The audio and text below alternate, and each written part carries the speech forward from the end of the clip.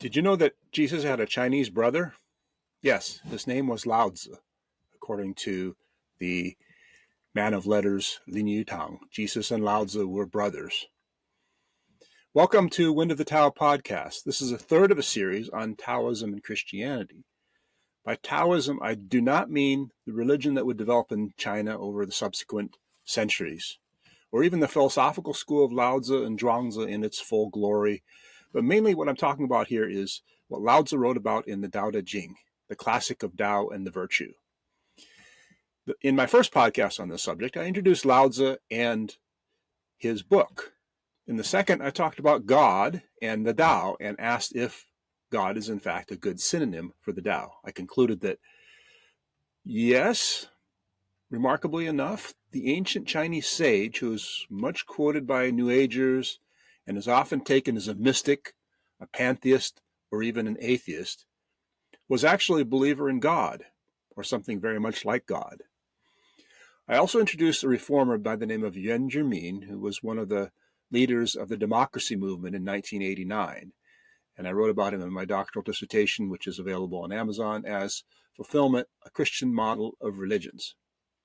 Now, Yuan goes even further than Lin Yutang's idea that Jesus and Lao Tzu are brothers. Yuan argues that as a prophet of God, Lao Tzu predicted the coming of a sage like Jesus. Who cares? Well, you should.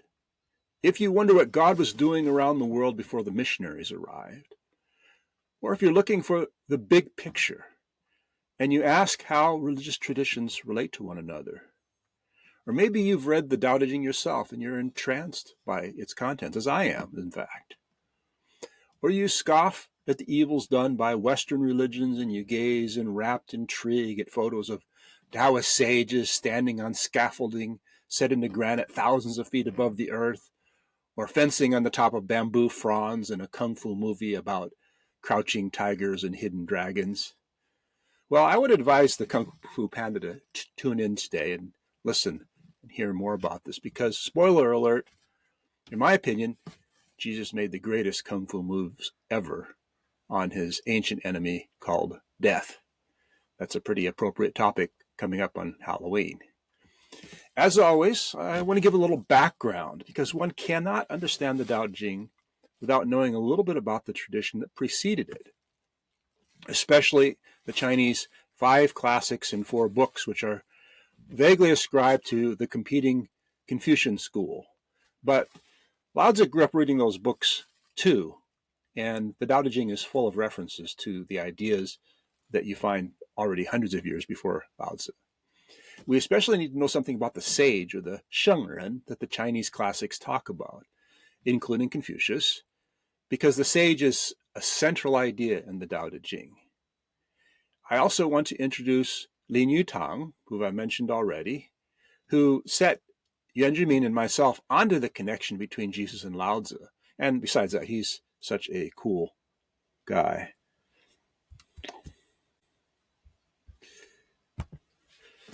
Here he is. Here he is with his pipe, with a friendly smile, and also his grave on the left side here, and just behind the Spanish-Chinese style home that he built for his family up on 7-Star Mountain, north of Taipei. But Lin Yutang was actually not the first person to suggest that Jesus had a Chinese brother. During the 19th century, a failed exam candidate named Hong Xiuquan went a little crazy and had a vision in which he ascended up in heaven and he met someone kind of like the Jade Emperor in traditional Chinese thought, but he believed it was God, and God told him that he was the younger brother of Jesus Christ. His armies established their capital at Nanjing, and they launched a rebellion which tried to overthrow the devils who were the Manchu conquerors of China, the Tang Dynasty. You could call him the black sheep of the family, I guess, this younger brother. Before World War II, he was, like many people, very concerned over the depredations of the Japanese in northern China and the dangers of a broader war breaking out, which ultimately, obviously, happened. So at one point, he offered an interesting suggestion. He said, these politicians, they're not really doing it for us. They're not really solving the problem of world conflict. What we need to do is have the comedians come together for a conference to solve the world's irreconcilable difficulties. And the person he nominated from England was a writer by the name of G.K. Chesterton. He said the following: "The most beautiful face among Western authors, so far as I've seen them in pictures, was that of G.K. Chesterton. There was such a diabolical conglomeration of mustache, glasses, fairly bushy eyebrows, and knitted lines where the eyebrows met. One felt that there were a vast number of ideas playing about inside that forehead, at any time to burst out from those quizzically penetrating eyes." Now, Lin Yutang had some pretty penetrating eyes himself in his own way. No mustache, but lots of ideas playing around inside of his head. His ideas came out in a series of very influential books. Books which were written largely in English, but some of them in Chinese. They had an audience in China, but also in America and in parts of Europe, I believe, as well. Here are some of those books. The Wisdom of China and India. This is an anthology of the great literature of traditional India and China. I've got a copy of it right here, the same edition, actually. My edition has almost 1,000 pages to it. The first third or so of the anthology is the Wisdom of India, and then the second 2/3 is mostly from China. So obviously he was biased towards his own country. He translated Confucius and Lao Zi, I believe, and he wrote many books on Chinese tradition, on Chinese poetry. He wrote a book called Lady Wu, which is the true story of the most famous Chinese female ruler in history. She was a concubine to the Taizong Emperor of the Tang, whom I'm going to talk about later on today. She tried to establish her own dynasty. Even today, when I ask Chinese women who their favorite ruler in all Chinese history is, many of them name Lady Wu, not because she was necessarily the best, but because she was the most powerful and influential female ruler in Chinese history. Lin Yutang also wrote a few books trying to explain the Chinese tradition to the West. He felt this was particularly important in the run-up to World War II and during World War II, that the West would have a deeper understanding of the value of Chinese culture, so that America in particular would be a good friend to China and help it fight off the Japanese invaders. So let me tell you a little bit about his life, and then I'll explain how he connected Jesus and Lao Zi. Lin Yutang was born in a home near the modern city of Xiamen, or Amoy as it used to be called. His father was actually a Christian preacher, a Presbyterian, I believe. And his father was a very kind and thoughtful man, it seems, and they had a very close-knit family. His father sometimes would mention some Chinese literature in his sermons, but his sermons seemed to be mostly focused on biblical truths. As a young man, Lin Yutang was sent away for schooling, and he went to a school on a little island called Gulangyu. Now, if you visit Xiamen downtown, you can take a little ferry boat. It only takes like 15 minutes to get to this island of Gulangyu. They don't allow cars, so it's a very peaceful, except there's a lot of tourists there. I studied at Xiamen University 30 years ago, so I often went to Gulangyu. It's famous for grapes and piano music. So Lin Yutang went to school there. After graduating, he went off to St. John's University in Shanghai, a Christian school, at least in name. And there he decided that what he was going to do is he was going to read all the books in the library, all the books in the library. So whether it was philosophy or history or science, he read everything. This may have laid the foundation for his success as a writer, and I tell my students this is a good example to follow. But along the way, he came to a couple conclusions that were rather unsettling and changed the course of his life. Number one, he felt that the Christian missionaries had sadly neglected Chinese culture, and he felt like he'd been cheated of much of his heritage as a Chinese young man. And secondly, he realized that some people who called themselves Christians in the West didn't believe in miracles and didn't believe in the resurrection, the bodily resurrection of Jesus. And he said, well, why are these missionaries coming over here to China and preaching this supernatural version of Christianity, but they don't seem to need to believe it back home? They're swindling us. They're cheating us. playing a shell game. So Lin Yutang left the Christian faith, and he began to call himself a pagan. Thus his inexhaustible curiosity and interest in the Chinese tradition, but he also read the Western tradition and obviously some Indian books as well. Later on, as the communists and as the Japanese began to make inroads in Chinese geography, and finally he ended up fleeing from his home in mainland China. He went to Paris, he went to New York, he went to Taiwan, obviously. At one point, his daughter, in her biography of her dad, describes how the family goes to the border of Hong Kong. In those days, the border was fairly much sealed off. And he looked longingly over the borders at the misty mountains of southern China and thought about, with great regret, his heart broken, that he could not return to his homeland. He also wrote a book about this time, about Beijing and the beauty of its back alleyways, the hutong. He continued to be captivated by Chinese culture, but also felt a pang of regret over what was being lost.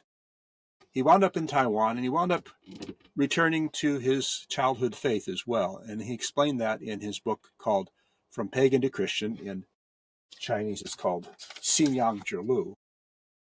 And it's an interesting book because, aside from the fact that, like everything he wrote, it's very well written, it tells his own story and sets that story alongside of the story of China. So it's a biography, an autobiography, and it's also a history of China. So there is a chapter on his own life. There's a chapter on Confucius and the contributions that Confucius made to Chinese thinking. And then Lao Zi and Zhuangzi, his favorite prose writer was Zhuangzi, the second founder of Taoism. He talked about Buddhism. And his take on Buddha was much more positive than his friend Hu Shi, the president of Peking University. Hu Shi believed that Buddhism had a negative effect on the psychology of the Chinese people. But Lin Yutang was more positive about that. And then he described a darkening of the historical record with materialism and with the Chinese Communist Party and the depredations that he was seeing going on. Then he wrote a chapter about the dawn of light. He said, "Blow out the candles, the sun has risen." By that, he did not mean that because Jesus has come, therefore we don't need the Chinese sages anymore. That was not his thinking in the slightest bit. In fact, his renewed faith in Christ seemed to intensify his respect for these great Chinese sages. I'm going to talk about three concepts from the Tao Te Ching that Lin Yutang and others have emphasized in seeing how Jesus and Lao Zi relate to one another. The first one is, and they're very central concepts also, you have to come to grips with these three ideas in the Tao Te Ching. And they're also very practical ideas for modern politics, for example. The first is Wu Wei. Wu Wei means without acting, unforced. Lao Tzu says, act without acting and all will be achieved. A little bit like turn the other cheek, or God chooses the weak to confound the strong. In traditional Chinese imagery, the Zhuangzi talked about the master carpenter and the master butcher who use their tools in such a perfectly balanced way and so smoothly that they expend the least amount of energy for the greatest results. That's why they're masters, kind of like Ichiro Suzuki with his baseball bat. Another image that's very popular in Taoist thinking that exemplifies Wu Wei is floating down the river. Chinese used rivers more than they did ocean-going vessels, and I used to see this when I first went to China. And then we have Kung Fu, in particular here, the Kung Fu Panda. In some ways, I think Wu Wei and Kung Fu is a meeting point between two schools of Taoism.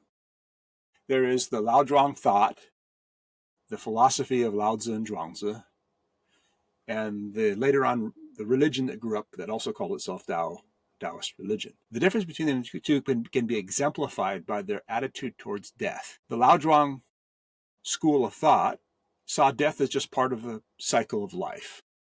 You sit by the grave of your loved one who died, and you don't mourn because you realize there have been some changes in nature, and now the person who was there is now something else, and that's the pattern of life. Although Zhuangzi did talk about a calm awakening after death. Now, the Taoist religion took a very different tack when it came to this problem of mortality. The Taoist religion looked for ways of overcoming death, whether through seeking for the isles of the immortals or Xiuquan, practicing in a cave on the mountaintop for 100 years or 200 years and attaining a long life or maybe even an everlasting life, or eating certain foods, or through tantric sexual practices. That was the goal. Where these two meet is this idea of overcoming a strong power through Wu Wei, getting what you're desiring, what you're seeking, by harnessing the forces that seem to be opposing to you. So someone tries to punch you, instead of meeting force with force, fist against fist, you take their hand and you toss them over your shoulder. You're allowing them to become your ally. As David Nivetson shows, this concept of moral power through weakness grew from the early Chinese belief in the efficacy of sacrifice in its various modes. This is kind of paradoxical because the early Chinese kings were not necessarily kind and gentle people. They cut off arms. They cut off feet. They stuffed their graves with the bodies of human sacrifices and animal sacrifices. And yet the idea that force is not actually the best power to success rose among them hundreds of years before Lao Zi was born. King Wen, the founder of the Zhou Dynasty, gained power without loudly speaking out or displaying, without consciousness or knowledge, in accord with the pattern of God. So there's the idea that you don't have to force yourself on the people, but there is a sort of a divine calling, tianming, on the ruler, and perhaps on other people as well. Of old, Shangdi, or God, sent King Wen, the founder of the Zhou Dynasty, good virtue, and greatly helped him so that he spread his influence over all the lands. So virtue is both a sign and a gift, all the more powerful for quietly and meekly relying on divine grace. Wu Wei first came into Chinese literature in the Analects of Confucius, maybe. The master said, "Cannot Shun, the founder of the Xia dynasty, be given as an example of one who ruled by means of Wu Wei? What did he do? No more than gravely and properly face south." Okay, so he sat on his butt, but he did so with a kind of a relationship with heaven, which empowered or allowed or encouraged divine grace upon his rule. Without striving is used 12 times in the Tao Te Ching, along with a plethora of related terms or plays on words. It's one of Lao Tzu's main themes, which he develops in a rich variety of phraseology and imagery from beginning to end of his book. The point is often explicitly political, as it was in ages past. Self-abasement is the paradoxical path by which a ruler wins the state, and subsequently its happiness and peace. Ruling a nation is like cooking a small fish in chapter 60. Like other commentators, Yuan takes this to mean don't keep flipping it or it will fall apart. Another Chinese commentator, Yan, says if you turn it over too often, a little fish falls to pieces. Ruling a nation like cooking a small fish, you must seek quietude and the method of Wu Wei. Lin Yutang reads the passages the same way. Let it alone, or the fish will become paste by constant turning about. Okay, so what does this have to do with Jesus and Lao Zi and how they two connect? Lin Yutang explained. Both established the kingdom of the poor in spirit, a phrase which enraged Nietzsche, but Jesus exemplified it by washing the feet of his disciples. Now there's two contrasts here. The first contrast is between Jesus and Lao Zi on one side, and Nietzsche, the Uberman, on the other side. Those who believe that force and pure military might are what it takes to win an empire. Well, not just Nietzsche, of course. Alexander the Great, Julius Caesar, Qin Shi Huang, and, of course, Jesus' other Chinese brother, Hong Xiuquan, also used military might to win. That's one contrast. The other contrast is between Lao Tzu and Jesus here. Lao Tzu was one of China's great thinkers, and philosophers. In fact, I saw a survey of the world's greatest philosophers somewhere online the other day, and it put Lao Tzu as number 3 or number 4. But we don't know what he actually did in practice. We don't know how he lived his life. So there's another contrast, and that's contrast is shown by this word but here in the middle of the sentence. But Jesus exemplified it by washing the feet of his disciples. Why did he wash the feet of his disciples? To show humility, to show wu wei, but also because he was about to be crucified. He did not conquer the Greco-Roman Empire through force of arms, but in a more wu wei sort of way. Okay. Shang Shan, this is an expression that I mentioned earlier. The greater virtue, the higher virtue is like water because it's wu wei. It carves out the Grand Canyon over millions of years, but by seeking the lower spot, by humility. What else does wu wei mean for Lao Tzu? It describes the sage, whom we'll talk about in a moment. It arises from the nature of heaven and earth, or the Tao, and like them is life-giving, 7.1. It is subtle in action and appearance, like the empty hub of a wheel, or space in a window, 6 and 11. It involves peace or quietude in 16, and results in universal success in 3. Maybe wu wei involves rejection of conventional Chinese morality in chapter 18 and 19. But one can't overlook the benevolent ends for which wu wei is the Tao's paradoxical means. In other words, no, the Tao is not aiming at treating the 10,000 things or the 100 names as straw dogs, not trampling over other beings. In chapter 19, by doing away with sages, wisdom, and kindness, the people benefit 100 times and regain both filial loyalty and love, and robbers just disappear. So it seems to be an attack on kind of pharisaical religion, self-righteous religion. And yet the goal is still the traditional Chinese value of filial loyalty and love. Paradox also opens chapter 38. The higher virtue is not virtuous, and so retains virtue.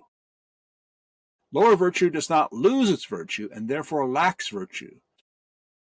So this higher virtue, or wu wei, can mean quietude, lack of ostentation, knowing one's limits in 44 and 46, or the concept that government governs best, which governs least. Was Lao Tzu a libertarian? He wasn't a libertarian like Ayn Rand. The second key concept in the Tao Te Ching, and really in ancient Chinese literature in general, is the sage, or shengren. Like Tao, shengren, or sheng sometimes, is an ancient concept formulated centuries before Lao Tzu was born, which endures to the present. In fact, in modern Chinese, the Catholic term for saint is shengren. The sage is an analog of the way on earth. The Tao is transcendent and ultimate, from which heaven and earth are born or derive. God is a very close synonym. God, or Shangdi, Tian, or heaven, is the supermundane reality which the sage represents on earth. So, who is the sage? A rhetorical ideal, or someone, a particular historical figure? He reflects the virtue of heaven by making something good and important. Oracle bone zodiagraphs show a large ear above a man, maybe a shaman, and mean to hear. The Book of Poetry uses sheng 8 times, usually translated as wise by James Lake. For example, in Ode 304, Tang was not born too late. Tang was the founder of the Tang Dynasty, the second of the three ancient dynasties, and his wisdom, sheng, and virtue daily advanced. In 198, the sagely character of the king is displayed in constructing the ancestral temple. In 254, sageliness is associated with wise plans of elder advisor, which are ignored by young bucks, despite divine chastisement. In all these poems, there is a persistent, transcendent, and theistic element, more so than is normal in the Book of Odes. Each refers to heaven, Shangdi, or both, and usually several times, often in sorrow.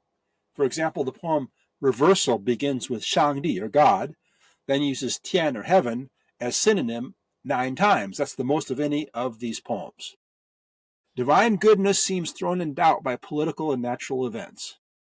Heaven and sage are both cruel, as Lao Zi enigmatically put it in Tao Te Ching 5, but the poet sees beneath appearances. The present ruler or minister is not a true sage, and heaven has been obscured by sin. In these texts, the creative work of sagely rulers also seems linked to divine creativity. The poet warns of fraudulent sages who obscure divine goodness or provoke heaven's wrath. In the announcement of Tang, the founder of the Tang Dynasty, the Xiao ruler offended the moral sense given by heaven, and so heaven searched for a new sage. Sheng is used 25 times in 14 chapters over three early dynasties of China. Occasionally it means wise again, but most often it refers to an iconic founder. Shun, the founder of the Xiao Dynasty, the first, is sagely and spiritual, martial and cultured, so that great heaven favored you with its mandate. Then in the I Ching, sage is used in later commentary, which also appears with the I Ching in the standard textbooks. It's a conventional way of referring to the ideal ruler. For example, in hexagram 27, heaven and earth nourish all things. The sage nourishes the worthy. The sage perseveres in his path. This is an interesting phrase. Sheng ren jiu yu qi dao. The sage perseveres in his Tao, using the same word as Taoism, so steadily that he transforms the world. Even though it's being used here just to mean path, the path here is a divine path. It's a transcendent path. It's a path that goes beyond the normal realm of the mundane. The sage perseveres in his Tao and thus transforms the world. Moving forward a few hundred years in time, we come to the axial age and thinkers like Confucius and Mencius, his disciple. Very important concept in Confucianism as well. Confucius' superior man stands in awe of 3 things: the ordinances of heaven, Tian Ming, great men, and the words of the sages. Base man ignores heaven and ignores the sages. A sage improved life for the multitudes, which even Yao and Shun, the founders of the Xia dynasty, failed to meet the full connotations of the standard that Confucius was looking for. Confucius did not expect to meet a sage, but a man of real talent and virtue would have to do. He did not dare call himself a sage, although later Confucian thinkers, Mencius all the way to modern reformers like Liang Qichao, do call Confucius a sage, and they're not shy about it, as we'll see. There's a couple hints, though, in the Analects that Confucius might actually have been more than just an ordinary teacher.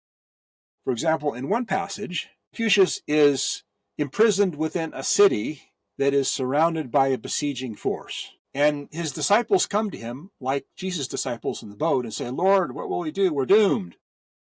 And Confucius calms them down, as Jesus calmed his disciples down, in a very interesting way. He said, after the death of King Wan, the founder of the Zhou dynasty, this is 500 years after the death of King Wan, after the death of King Wan, isn't one, this is a pun, one means culture or civilization or truth, as Legge translates it here, isn't one settled here with me? So what's his point? Guys, calm down. Don't worry about these armies, because God has my back. I preserve the Chinese culture, and I'm going to pass it on to my descendants, and through you, my disciples. Heaven will protect us from these armies, so you guys can just chill out. A kind of bragging, it sounds like, but I would call it a different kind of humility. And the amazing thing is, that has come true. Standard Chinese textbooks, high school textbooks my students use, describe Confucianism as the mainstream of Chinese culture. Confucius' teachings and ideas actually were passed down to later generations, and he actually did save and improve Chinese culture. So Confucius thus not only identified himself with the sage who founded the Zhou dynasty, he set himself the role of a second Adam to the founder of the Zhou, you could say. So the sage has a special relationship to the divine. He excelled in character by aiding humanity in remarkable and creative ways. He lived a modest and balanced lifestyle even when he gained power. The wise listen to him. Zixia said the sage is skilled at teaching different people what they need at different stages, like a gardener cultivating crops. Now, Mencius, 150 years later, had a revolutionary idea about the sage.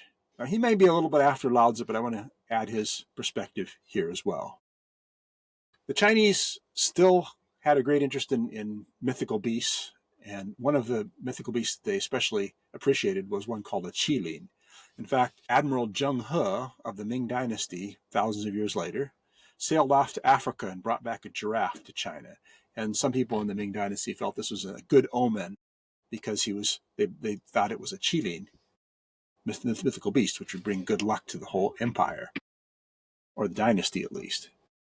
The qilin among quadrupeds, said Mencius, the phoenix among birds, Mount Tai, the holiest of the ancient five peaks, among mounds and anthills, so sages stand out among common humanity. From the birth of humanity, there has not yet been one so complete as Confucius. What? Sages are supposed to be great rulers who found dynasties, creative geniuses, Elon Musks. But what is Confucius? He's just a teacher. He doesn't have money. He doesn't have power.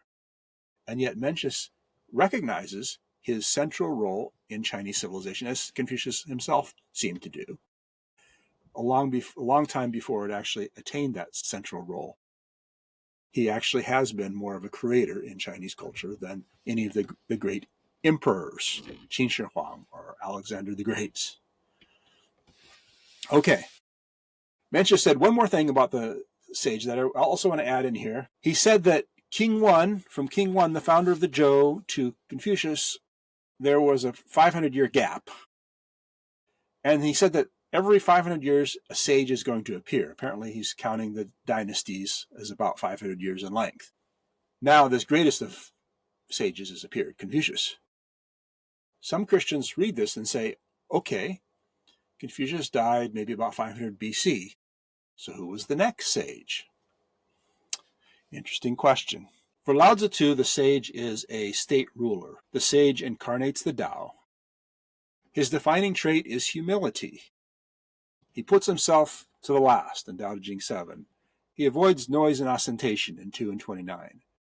His rules are not a burden to the common people. He is good even to one who has injured him in 63. He wins the empire without meddlesomeness. Like wearing homemade cloth, but carrying a jade in his bosom. He is water-like, weak and pliable, but dominating as the Yellow and Yangtze rivers dominated the states in which Lao Tzu resided. Lao Tzu's sage does not hoard and gives to others, 81, yet comes out ahead in 7. He has enough for himself, yet gives to the world, 77. The sage excels at saving people, and so abandons no one, 27. Who was this mysterious sage of Lao Tzu's? Well, there are some people who say that maybe he was thinking of King Wan, and he just didn't want to name King Wan because he was too shy or modest, or thought that would undermine his point. I don't think this is a very likely hypothesis. For one thing, King Wan was not the least bit controversial in the Zhou dynasty. He was the George Washington of ancient China. And what dominates canonical descriptions of King Wan is his virtue, yes, diplomacy, military glory, public works, the wisdom of heaven's calling on his life, and the glory and justice of the multi-generational victory over the Shang that he and his son helped to lead. These characteristics don't really match what Lao Tzu said about the sage all that closely. Which brings us to the question of how do we reconcile the idea of the sage in chapter 5 with the sage in other chapters of the Tao Te Ching. Heaven and earth are amoral. They consider the myriad things to be straw dogs. The sage is immoral. He considers the common people to be straw dogs. As I've pointed out already, if you read the sage as ruthless, you face challenges throughout the text. There may be one other passage in the Tao Te Ching that describes the sage in a similar way, and that's chapter 19, where it says, exterminate the sage, discard the wise, and the people will benefit 100-fold. But this seems to be a criticism of conventional Confucian morality. It's a lower sage, not the higher sage that's being described here. So maybe there's three ways of interpreting the sage that can reconcile these different passages in the Tao Te Ching. First, you might say that the sage in the Tao Te Ching is internally inconsistent. Different writers, different ideas. Secondly, maybe the sage in chapter 5 is not the normative sage, but the superficial Confucian sage of chapter 19. I don't think chapter 5 really sounds like it's talking about the Confucian sage. The third solution is my solution. I'd say let's try to reconcile these different characteristics. The ruthlessness is superficial. Mercy is fundamental and lasting. Tao Te Ching would thus echo canonical poems. Remember, we have to put this in cultural context, in which heaven seems on the surface to treat humanity as straw dogs, then his essential benevolence is revealed in later verses of the very same ode, as Tao Te Ching 7 follows right after Tao Te Ching 5, and as we find in the book of Job, in the Psalms, in Lamentations, in Jeremiah, we find the same pattern. I want to connect this now with Chinese history and the history of Christianity in China. This is from the Nestorian stele, which was erected in 781 outside of modern Xi'an, China. And on that stele, there's three passages that I want to point to that have to do with the Tao and have to do with the sage. On the left, it was during the reign of the glorious empire. It was during the reign of the glorious emperor Taizong that these people came from Syria. The Taizong emperor issued an edict, and in that edict, he used both the term Tao and the term sage. And he said, the Tao does not have a constant and permanent name. The sage does not have a fixed bodily form, but can be found in all directions. What did he mean by that? He was basically saying, even though these people who came to China, to our capital, look quite different from us Chinese, that doesn't mean they're not inspired by the Tao, by the ultimate truth of reality. And it doesn't mean that they can't possibly be sages. So he's conceding what the first text said, is that these Christian emissaries were also sage-like. And then in the third text here, the third excerpt, the historians also concede that ancient Chinese rulers could also be described as sagely. So there's a little bit of a mutual admiration society going on here. Okay, last concept, chapter 78 says, toward the end of the Tao Te Ching, one who takes on the humility of the state is called a ruler worthy of offering sacrifices to the gods of earth and millet.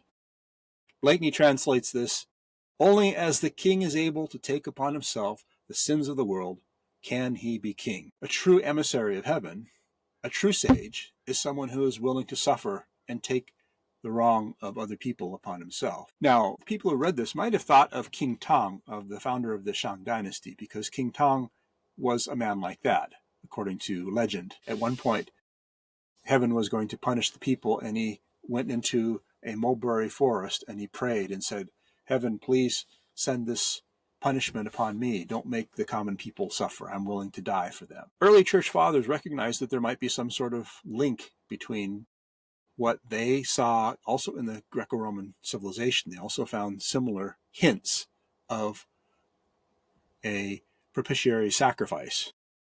And therefore, the early church father Origen wrote, for it is probable that there is in the nature of things such a virtue that one just man, dying a voluntary death for the common good, might be the means of removing wicked spirits. Something in the nature of things, something in the Tao of the universe, that makes giving oneself to save others the highest ideal for the sage and the highest incarnation of the Tao. So, what do Lao Zi and Jesus have to do with one another? Are they brothers? Was one a prophet of the other? Are they enemies? Strangers? Read the Tao Te Ching for yourself and make up your own mind. This is David Marshall on Wind of the Tao.